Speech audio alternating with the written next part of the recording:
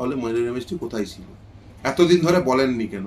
এতদিন ধরে উল্টে যখন আমরা বলেছি, দেখুন আরটিআই রিপ্লাইয়ে বলেছেন, শেতাবকে আরটিআই রিপ্লাই দিয়েছেন, নাসরিনকে আরটিআই রিপ্লাই দিয়েছেন, অনিন্দিতা বিরাকে আরটিআই রিপ্লাই দিয়েছেন, দেখো এটা সার্ভার ডাটা থেকে আরটিআই ওএমআর শিট সাপ্লাই করছি, আরটিআই রিপ্লাই বলেছেন।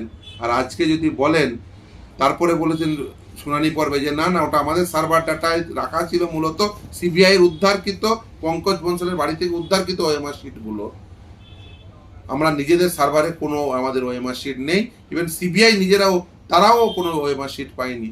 আজকে যদি বলেন যে সেই ওএমআর শিট আমরা উদ্ধার করতে পেরেছি, তাহলে প্রথম প্রশ্ন আসবে কোথা থেকে উদ্ধার করেছেন, কিভাবে উদ্ধার করেছিলেন, করলেন, কোথায় লুকানো ছিল, বা কে লুকিয়ে রেখেছিল, কিভাবে লুকিয়ে রেখেছিল, এই সমস্ত প্রশ্ন আসবে।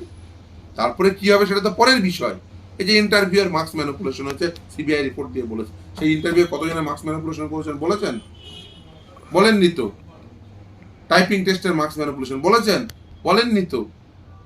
শুধুমাত্র এখানে ওএমআর শিটই একমাত্র ইস্যু নয়, প্রসেসটাই ত্রুটিপূর্ণ। ডাটা স্ক্যান টেকের কথাই কোনোদিন এসএসসি চেয়ারম্যান শুনিনি। ফলে এই যে ত্রুটিপূর্ণ পদ্ধতির আপনি সুবিধা পেতে পারেন না। ফলে এসএসসি যদি ওএমআর শিট উদ্ধার হয়, তাহলে তার প্রশ্নের মুখে পড়বেন, সে সময় বলবে। কলকাতা হাইকোর্ট বলেছিল ওএমআর শিট তুমি পাবলিশ করবে, যে ওএমআর শিট তোমাকে সিবিআই দিয়েছিল। আমরা অপেক্ষায় আছি কবে পাবলিশ করবে।